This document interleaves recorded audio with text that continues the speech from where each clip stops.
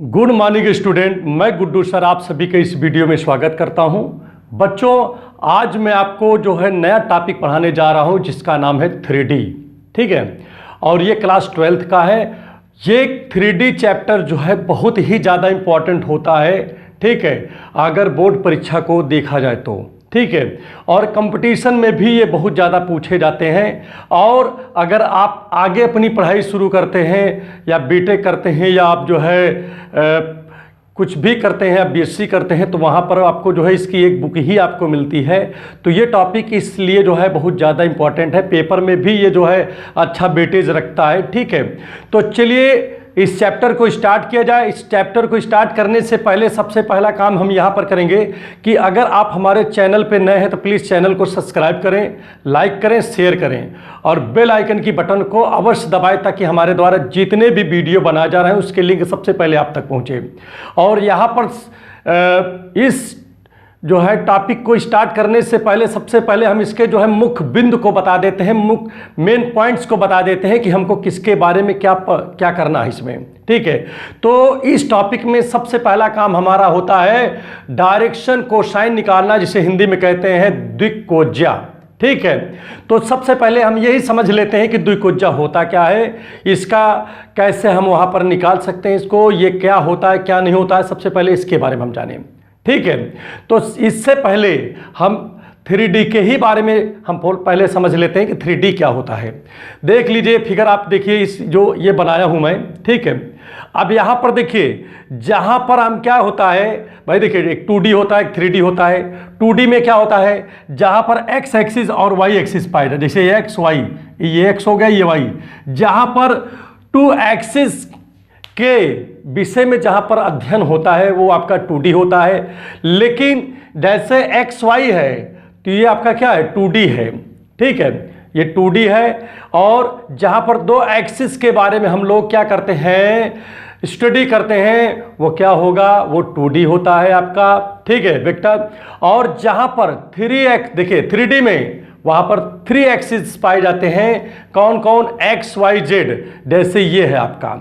आप देख लीजिए, आप घड़ी इसे रखिए इसके सामने और देखिए घड़ी किधर चल रहा है, घड़ी आपका एक क्लॉकवाइज इधर चल रहा है। ठीक है, तो आप इसमें जो है एंटी क्लॉकवाइज में देखेंगे। कैसे देखेंगे, जैसे ये मैं आपके सामने रख दिया हूँ, अब यहाँ से दिमाग लगाइए। अब एंटी क्लॉक का मतलब है यहाँ से स्टार्ट करेंगे तो इधर जाएगा और इधर जाएगा कि नहीं, एंटी क्लॉक तो यही होगा, आपका यही तो होगा कि नहीं। तो एंटी क्लॉक का मतलब इधर होगा। जैसे यहाँ पर ध्यान दीजिएगा, ये आपका 2D है तो इसमें देखिए कितने क्वाड्रेंट हैं, इसमें कितने चतुर्थांश हैं, 1 2 3 4, 1 2 3 4। वैसे अगर 3D होगा तो कितने बनेंगे, एक चीज़। दूसरी चीज़ देखिए, जैसे यहाँ पर x और y है तो दोनों एक दूसरे क्या हैं, परपेंडिकुलर हैं, मतलब यहाँ पर जो एंगल बनेगा वो 90 डिग्री बनेगा। उसी प्रकार से ये भी है। जैसे आप सपोज करते हैं, जो इस केस यहाँ पर मैं लिया हूँ, इसको मैंने क्या मान लिया हूँ, एक्स एक्सिस। तो अब ये एक्स माना है तो इसको आपको मानना पड़ेगा क्योंकि एंटी क्लॉकवाइज चलना होता है, तो इसलिए आपको ये पेन जो है इसको जो है वाई एक्सिस मानोगे, और जो ये खड़ा है इसको मैं मान लेता हूँ जेड एक्सिस है। ठीक है, तो यहाँ पर ध्यान दीजिएगा, जैसे इसमें 4 बॉक्स हैं, ठीक है, वैसे इसमें 8 बॉक्स हैं। कैसे, आप देख लीजिए पहले। फर्स्ट बॉक्स आपका ये हुआ, देखिए 1, देखिए एक्स वाई जेड। ठीक, सेकेंड बॉक्स आपका ये हुआ। ठीक, थर्ड बॉक्स आपका इसके पीछे ये हुआ, फोर्थ बॉक्स सी आपका हो गया। ठीक, और इसी के 1 के नीचे 5th बॉक्स जाता है, 6 7 और ये आपका 8 जाता है। तो कुल मिला के समझ में आ गया होगा, फर्स्ट सेकेंड थर्ड फोर्थ। अब 1 के नीचे आ जाइए, 5th 6 7 नीचे से 8। क्लियर हो गया नहीं हो गया। तो यहाँ पर 28 बनता है, ऑक्टेंट। ठीक है, अब यहाँ पर जैसे पूछ ले आपसे कोई कि भाई जो फर्स्ट ऑक्टेंट है वो उसका साइन क्या होता है, तो पहले x का साइन लिखा जाता है, फिर y का साइन, फिर z का साइन। तो क्या होगा, प्लस प्लस प्लस। ठीक, मान लेता हूँ जैसे ये जितने नोक वाले साइड है उसको मैंने प्लस मान लिया है। ठीक है, उसको पॉजिटिव एक्सिस मान लिया हूँ। अब जैसे इधर मैंने एक्स एक्सिस पॉजिटिव वाले को माना, इधर वाला एक्स एक्सिस ही है बट निगेटिव है, इधर ये वाई एक्सिस पॉजिटिव का है, पीछे आपका निगेटिव है। ये आपका जेड एक्सिस पॉजिटिव है लेकिन नीचे वाला क्या हो गया, निगेटिव हो गया। क्लियर। तो अब यहाँ पर ध्यान दीजिएगा, जैसे इस तरह आपने किया तो अब जैसे यहाँ पर कोई पूछे भाई फर्स्ट आप जो आपका ऑक्टेंट है उसका क्या होगा, साइन क्या होगा, आप बोलोगे प्लस प्लस प्लस। क्लियर। आपसे कोई पूछे सेकंड का क्या होगा, तो सेकंड तो आपका ये वाला है, तो सबसे पहले तो एक्स का ही बोलोगे, तो एक्स का ये पीछे का हिस्सा है मतलब निगेटिव है। फिर वाई बोलते हो, वाई आपका पॉजिटिव है। जेड बोलते हो, जेड आपका पॉजिटिव। तो क्या होगा, सेकंड ऑक्टेंट क्या होगा, माइनस प्लस प्लस। थर्ड वाला अगर पूछा जाए तो ये वाला, अर्थात ये वाला है। ठीक, तो इसमें एक्स कौन होगा, आपका ये है, आपका इस केस ही तो एक्स माने हो, कलम को वाई माने हो। ठीक है, तो अब यहां पर देखिए ये निगेटिव है, ये भी निगेटिव है, क्योंकि पहले एक्स बोलोगे फिर उसके बाद वाई बोलोगे उसके बाद जेड, लेकिन जेड तो भाई आपका पॉजिटिव है, तो निगेटिव माइनस माइनस प्लस। ठीक हो गया, नहीं हो गया। फोर्थ पे जाओगे, इधर आओगे, अब यहाँ फोर्थ वाले देखिए ये आपको फिर से एक्स पॉजिटिव मिल गया, तो प्लस, लेकिन वाई निगेटिव हो गया और जेड पॉजिटिव, तो प्लस माइनस प्लस। इसी तरह फिफ्थ का बोल रहा है तो नीचे आ जाओगे, प्लस प्लस माइनस। ठीक है, और यहाँ सिक्स वाला नंबर क्या है, negative positive negative. Clear. Seven वाले में तीनों निगेटिव हो गया भाई, चूंकि तीनों ऊपर रहा ना सेवन वाले में, निगेटिव निगेटिव निगेटिव, ये देखिए निगेटिव निगेटिव निगेटिव कि नहीं। और जो सेवन वाला है वो एट वाला तो आपका ये होगा, तो इसमें देखिए क्या जा रहा है आपका पॉजिटिव, ये क्या हुआ, ये आपका है निगेटिव, ये भी आपका निगेटिव। तो इस प्रकार से इसके क्वाड्रेंट आप जो है कौन प्लस होगा कौन माइनस होगा ये आप बता सकते हो। ठीक है, बात करते हैं जिसके बारे में हम यहाँ पर टॉपिक छेड़े हैं, ये बताना ज़्यादा जरूरी था ताकि आपको थोड़ा जानकारी हो जाए। यहाँ पर जो एक्स वाई जेड है तीनों एक दूसरे के क्या होते हैं, परपेंडिकुलर होते हैं। इसके बीच का जो एंगल बनेगा 90 बनेगा, इसके बीच का जो बनेगा 90 बनेगा। अब चलिए एक काम करते हैं, यहाँ पर समझते हैं कि भाई डायरेक्शन कोसाइन जैसे कि मैंने यहाँ पर लिखा है वो क्या है। तो जैसे ये हमारे पास एक्स वाई जेड एक्सिस है और इसके ओरिजिन से अर्थात मूल बिंदु से कोई लाइन ऐसे चली जाए, गया नहीं कोई एक लाइन, ये लाइन मान लेता हूं इसे ओरिजिन से गया, तो जब ओरिजिन से जाएगा तो यहां पर क्या होगा, अल्फा मान लेता हूं कि जैसे ये गया। अब एक्स के साथ मान लेता हूं ये कैसा एंगल बनाया, अल्फा। वाई के साथ क्या बना लिया, बीटा बना लिया। अब बी वाई के साथ, वाई कौन है, ये है, इसके साथ बीटा बना लिया। और जेड के साथ क्या बनाया, गामा बना लिया। ठीक है, अगर एक्स के साथ में देखिए ओरिजिन से जा रहा है ये, ठीक है, इनके एक्स के साथ अल्फा बना रहा है, वाई के साथ यही बीटा बना रहा है, जेड के साथ गामा बना रहा है। तो अगर कास देखिए अल्फा बीटा को अगर हम कास के साथ में नाम ले लें, जैसे कि क्या ले लें नाम, कास alpha cos beta cos gamma, तो इस लाइन के लिए वही कास alpha cos beta cos gamma क्या कहलाएगा, डायरेक्शन कोसाइन कहलाएगा, जिसे हम क्या बोलते हैं, बोलिए द्विकोज्या बोलते हैं। ठीक है, बात समझ में आ गई नहीं आ गया, चलिए ठीक है। तो चलिए यहां पर मैंने लिख भी रखा हूं, इसको मैं आपको एक बार समझा भी देता हूं। Direction cosine of a lines, ठीक है, किसी लाइंस का डायरेक्शन कोसाइन होता क्या है। ठीक है, देखिए let a line passes through origin, अगर कोई लाइन ओरिजिन से पास होता है, makes alpha beta and gamma angle with X axis Y axis and Z axis respectively. और वो देखिए अगर कोई लाइन ओरिजिन से पास होता है किसके, एक्स वाई जेड के, ठीक है, 3D के, ठीक है, और एक्स के साथ में अल्फा एंगल बनाता है, वाई एक्सिस के साथ बीटा एंगल बनाता है और जेड के साथ गामा एंगल बनाता है, तो उस दशा में फॉर दिस लाइन, इस लाइन के लिए cos alpha cos beta cos gamma are direction cosines. ठीक है, तो इस लाइन के लिए जो cos alpha cos beta cos gamma है उसे क्या कहा जाएगा, डायरेक्शन कोसाइन कहा जाएगा। ठीक है, they are represented by LMN। ये जो cos alpha cos gamma cos beta है इसको किससे रिप्रेजेंट करेंगे, LMN से रिप्रेजेंट करते हैं। यही कारण है कि जो L होता है वो कास अल्फा के बराबर होता है, जो कास बीटा है वो M के बराबर होता है, और जो N होता है कास गामा के बराबर होता है। ठीक है, बात समझ में आ गया होगा।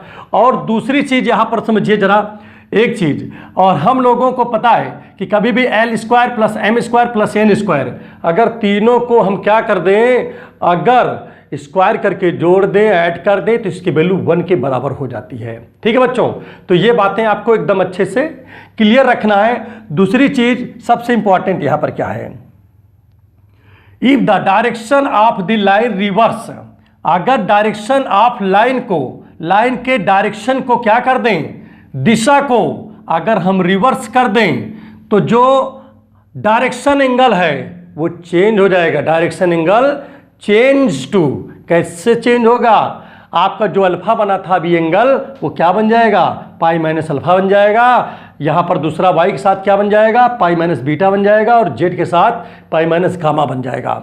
और दूसरी चीज, जैसे कि आप जानते हो कि लोग ये भी बोलते हैं भाई क्या अंतर होता है रे और लाइन में, तो सबसे मेन अंतर क्या है, मेन अंतर यही है कि लाइन जो होता है वो स्पेस में दोनों तरफ बढ़ सकता है, जबकि रे जो होता है वो एक ही तरफ बढ़ता है। जैसे रे ऊपर से नीचे आ रही है तो नीचे जाएगी, ठीक है, एक ही तरफ बढ़ेगा, लेकिन लाइन को दोनों तरफ एक्सटेंड किया जा सकता है, बढ़ाया जा सकता है।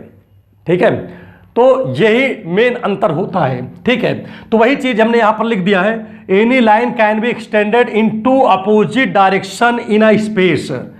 कोई भी लाइन हो, ठीक है, वो क्या हो सकता है, अपोजिट डायरेक्शन में वो बढ़ सकता है। ठीक है, कहां पर, स्पेस में। इसीलिए देयरफॉर, इसीलिए there are two groups of direction cosine of a line. इसीलिए डायरेक्शन ऑफ कोसाइंस के क्या होते हैं, 2 ग्रुप्स होते हैं। कौन कौन, एक जैसे ये बना दिया हमने, रिवर्स कर दिया तो, और एक आपका पहले वाला था अल्फा बीटा गामा था। ठीक है, तो ये बातें उम्मीद करता हूं कि समझ में आ गया है। ठीक है, तो चलिए अब जो है आपको जो है किसके बारे में हम बताएंगे। देखिए डायरेक्शन कोसाइन तो आपको आ गया होगा, उम्मीद करता हूं ये क्या होता है आपको अच्छे से आया होगा। अब मैं आपको बताऊंगा डायरेक्शन रेशियो, जिसे हिंदी में बोलते हैं द्विक अनुपात। ठीक है, तो चलिए उसको देखते हैं।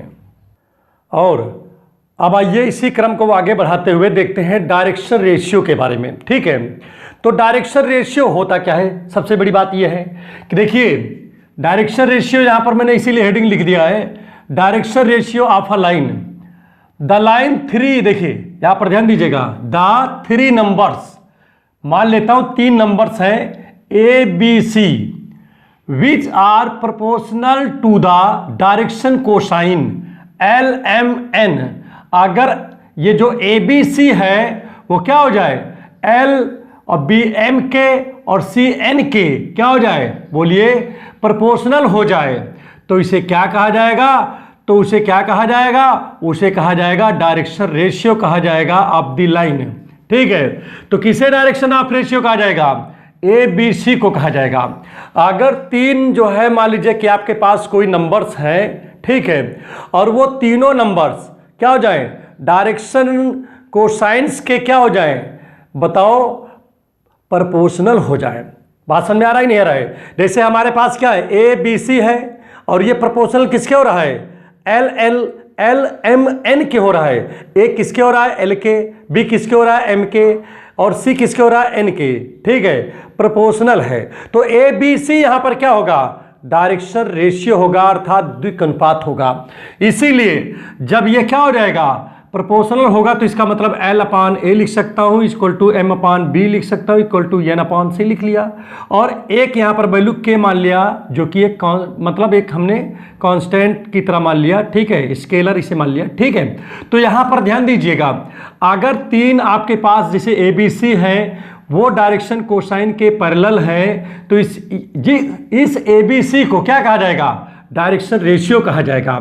अब यहां पर देखिए सबसे बड़ी बात है, अब जैसे मान लीजिए पहले एक साथ पहले लिया, इसको लिया के को, तो भाई जब ए उधर जाएगा तो के ए हो जाएगा, तो एल इक्वल टू, देखिए हमने लिख दिया के ए, इसी एम के साथ इसको लेंगे तो M upon B equal to K लिखा, तो एम बराबर बी के हो जाएगा। इसी तरह एन सी को उधर ले जाएंगे तो एन बराबर सी के हो गया।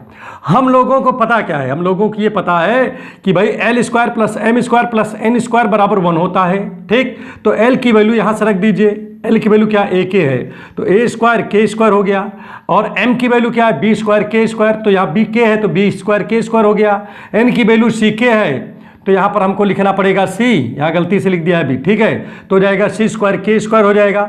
k सभी में कॉमन है, कॉमन ले लिया तो अंदर क्या बचेगा a square plus b square plus c square. यहाँ पर देखिए ये इंटू में है, जब इसको हम 1 की तरफ ले जाएंगे तो बटे में चला जाएगा, अपॉन में हो गया। और जैसे स्क्वायर इधर जाएगा इस पे अप्लाई करेंगे तो 1 का स्क्वायर रूट तो 1 ही होता है, और यहाँ प्लस माइनस लग जाएगा, इसमें अंडर रूट हो गया। तो k की वैल्यू कुल मिलाकर के plus minus 1 upon under root a square plus b square plus c square आ गया, ठीक है। और ये वैल्यू उठा करके कहाँ रखना इसमें, तो k की जगह जब यहाँ पर रखेंगे तो l इक्वल टू क्या आएगा a, और भाई k की जगह इसको रखा ना, तो ठीक है। तो देखिए भाई इसमें देखिए आप यहाँ पर 1 अपॉन करके लिखोगे तो 1 में अगर a में 1 से मल्टीप्लाई करोगे तो आपका तो a ही रहेगा ना, तो इतना हो गया। अगर m बराबर अब b की जगह रखेंगे k को, देखिए k की जगह k की वैल्यू रखेंगे यहाँ पर जो है, तो m बराबर b और k की जगह इसको रखेंगे तो इस तरह बन जाएगा। फिर इसमें रखेंगे, ठीक है, k की वैल्यू तो n बराबर c, देखिए इसीलिए प्लस माइनस c, और k की वैल्यू यहाँ पर हो गया। तो इस प्रकार से आप जो है यहाँ से डायरेक्शन कोसाइन की वैल्यू निकाल सकते हो। किसकी मदद से, आप डायरेक्शन रेशियो की मदद से। अगर आपको डायरेक्शन रेशियो पता है तो डायरेक्शन कोसाइन निकालना बड़ी बात नहीं है, आराम से आप निकाल लोगे, ठीक है।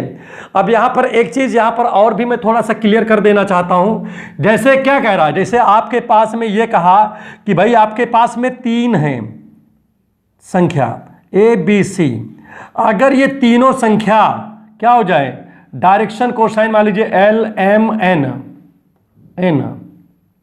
ठीक है। तो इसमें क्या लिखा है, द 3 नंबर्स इन, देखिए फिर समझ लीजिए, the 3 numbers A B C, ठीक है, which are proportional to the direction cosine L M N are called direction ratio of the line. अगर इसका रेशियो, बात समझिए, प्रोपोर्शनल का मतलब क्या हुआ, प्रोपोर्शनल का मतलब होता है समानुपाती। जहां पर 2 से ज्यादा, 1 से ज्यादा बोलिए आप, जहां पर 1 से ज्यादा अनुपात इक्वल हो जाए तो वो आपका होता है समानुपाती, अर्थात प्रोपोर्शनल होता है। बात समझे कि नहीं। जैसे कहीं लिखा हो जो रेशियो, जैसे कहीं लिखा हो a upon B, a ratio b, कहीं लिखा हो c रेशियो d, अगर a रेशियो b और c रेशियो d की जो वैल्यू है अगर आपस में इक्वल हो जाए तो ये प्रोपोर्शनल है, ठीक है। आप यहां पर आप समझिएगा, जैसे मैं इसके साथ में इसका रेशियो निकालता हूं तो क्या आएगा, ए, देखिए एल रेशियो ए हो गया। अगर एम के साथ में बी का रेशियो निकालें तो क्या हो जाएगा, एम रेशियो बी हो जाएगा। अगर एन के साथ में सी का रेशियो निकालें तो एन रेशियो सी हो जाएगा। मैं इसको चाहूं तो एल अपॉन ए लिख सकता हूं, इसको चाहूं तो एम अपॉन बी लिख सकता हूं क्योंकि एम रेशियो बी लिखा है, इसको चाहूं तो एन रेशियो एन अपॉन सी लिख सकता हूं। अगर तीनों आपस में इक्वल हो जाए तो इसका मतलब प्रोपोर्शनल हो गया। तो वही चीज यहां पर लिखा गया है, आपको ना समझ में आया हो तो क्यों हुआ ये, इसीलिए हुआ। तो कहा गया, देखिए इसके साथ का रेशियो, इसके साथ का रेशियो, इसके साथ का रेशियो, तीनों रेशियोज आपस में क्या हो गए हैं, अगर इक्वल हो जाए तो इसी को क्या कहा जाता है, प्रोपोर्शनल कहा जाता है। अगर ऐसा कहीं कंडीशन बन जाए कि इसके साथ का रेशियो, इसके साथ का रेशियो, इसके साथ का रेशियो अगर इक्वल हो जाए, ठीक है, तो क्या होगा वहां पर ए बी सी जो होगा, जो यहां पर लिखा हुआ है वो होगा डायरेक्शन रेशियो। समझ में आ गया, नहीं आ गया।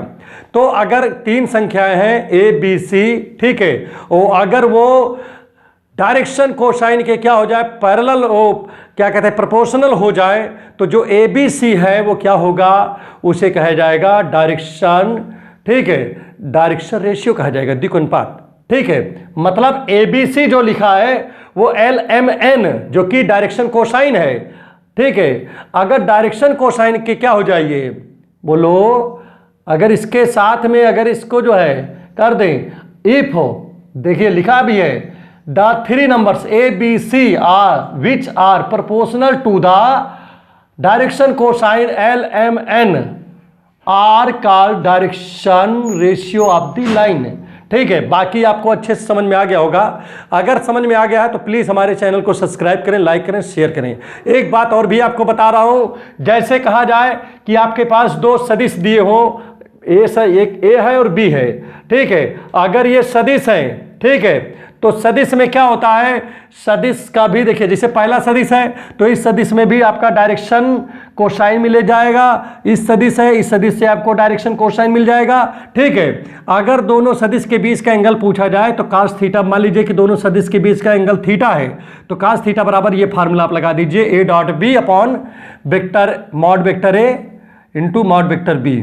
और अगर आपके पास मान लीजिए पहले सदिश का डायरेक्शन रेशियो मान लीजिए L1 M1 N1 है और दूसरे जो सदिश है उसका जो है दूसरा जो वेक्टर है उसका जो है डायरेक्शन कोसाइन, ठीक है, फिर समझ लीजिए पहले वेक्टर का जो डायरेक्शन कोसाइन है L1 M1 N1 है और दूसरे वेक्टर का जो डायरेक्शन कोसाइन है L2 M2 N2 है। तो अगर L1 L2 plus M1 M2 plus N1 N2 का आपस में मल्टीप्लाई कर दिया जाए तो किसकी वैल्यू हो जाएगी, वो कास थीटा की हो जाएगी।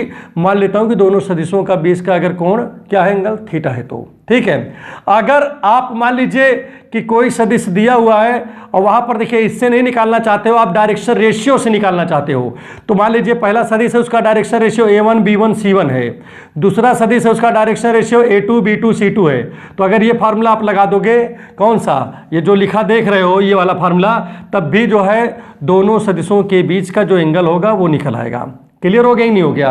अगर ये वीडियो आपको अच्छे समझ में आ गया तो प्लीज़ चैनल को सब्सक्राइब करें, लाइक करें, शेयर करें और बेल आइकन की बटन को अवश्य दबाएं ताकि हम इसी प्रकार के वीडियो जब भी बनाएं तो उसका लिंक सबसे पहले आप तक पहुंचे। उम्मीद करता हूं कि ये जो टॉपिक आज मैंने पढ़ाया आपको अच्छे समझ में आ गया होगा। अब जो नेक्स्ट वीडियो हम बनाएंगे उसमें जो है आपको जो है एक्सरसाइज लगा के दिखाएंगे, क्योंकि सारे जो एक्सरसाइज होंगे इन्हीं पे बेस होंगे, वहां पर कोई दिक्कत नहीं होगी आपको समझने में। Thank you.